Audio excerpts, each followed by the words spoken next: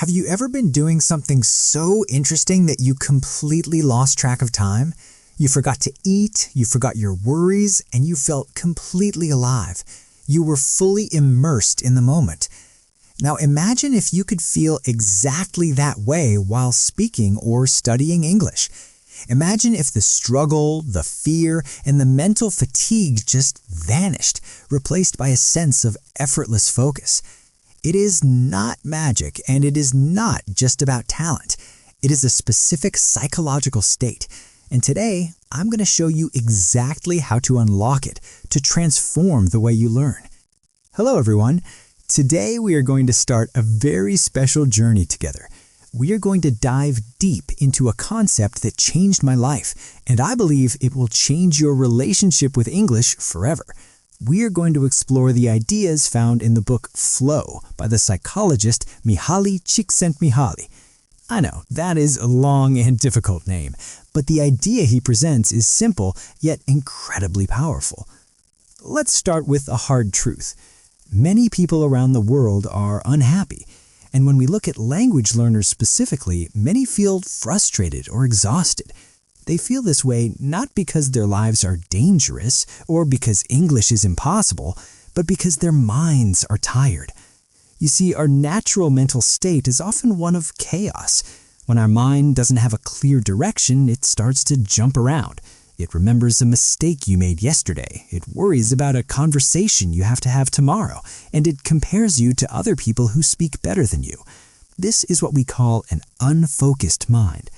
This brings us to the core concept of the book, flow. So what exactly is flow? In simple terms, flow is a state of deep focus combined with deep enjoyment. It is that moment when your mind is both calm and highly active at the same time. You are so focused on the activity, whether it's reading a book, playing a musical instrument, or listening to a podcast, that you forget about yourself. You forget your stress. You forget the clock. You are fully present. The author teaches us that the quality of our life depends directly on the quality of our attention. Think about that for a second. Attention is energy. It is like a flashlight in a dark room. Whatever you shine that light on becomes your reality. Right now, your attention is on my voice and these ideas. That means in this specific moment, your reality is English. However, attention is limited. It is not endless. If your attention is split between listening to me and worrying about your grammar, or worrying that you aren't learning fast enough, your energy is drained. This is why many students feel exhausted after studying for only 10 minutes. They aren't tired from the English, they are tired from the emotional battle happening inside their heads. To fix this, we need to understand the difference between pleasure and enjoyment. This is a crucial distinction. Pleasure is passive. Eating a piece of chocolate is pleasure. Lying on the sofa scrolling through social media is pleasure. It feels good for a moment, but it doesn't change you. It doesn't make you grow.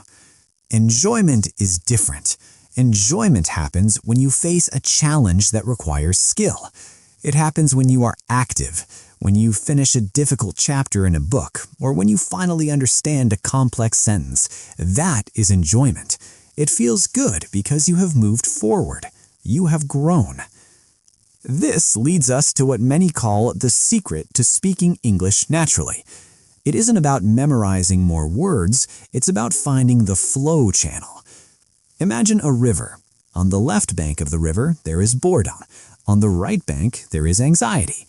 If you try to learn English that is too easy for you, you get bored. Your mind wanders and you quit.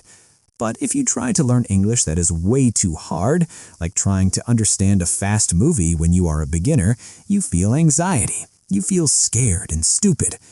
Flow lives right in the middle. Flow happens when the challenge is just right. It is not too easy, but it is not impossible. It is just enough to wake up your brain and demand your full attention. When you find this balance, something amazing happens. You begin to experience how to stop translating in your head. You see, translation usually happens when we are panicked or bored. But when we are in flow, the meaning comes directly. You stop looking at English as an obstacle to fight, and you start seeing it as an environment to live in. The words become transparent. You stop focusing on the grammar rules and start focusing on the message, the story, and the ideas. This requires a clear goal. But be careful. A clear goal isn't, I want to be fluent someday. That is too big and vague. A clear goal is, I want to understand this specific podcast episode right now. When your goal is immediate and clear, your mind settles down. The chaos disappears. This creates a sense of psychological safety. You aren't worried about being judged. You aren't worried about making mistakes. You are just engaged in the process. And this is the key takeaway I want you to remember. The process is more important than the result. If you focus only on the result, on being perfect, learning feels heavy. It feels like a job. But if you focus on the process, on the act of listening and understanding right now, learning becomes light. It becomes sustainable. Over time, this practice builds a quiet confidence. It isn't the loud, arrogant confidence of someone pretending to know everything.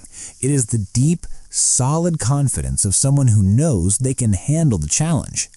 You realize that you are improving, not because you forced yourself to suffer, but because you allowed yourself to engage. So do not rush.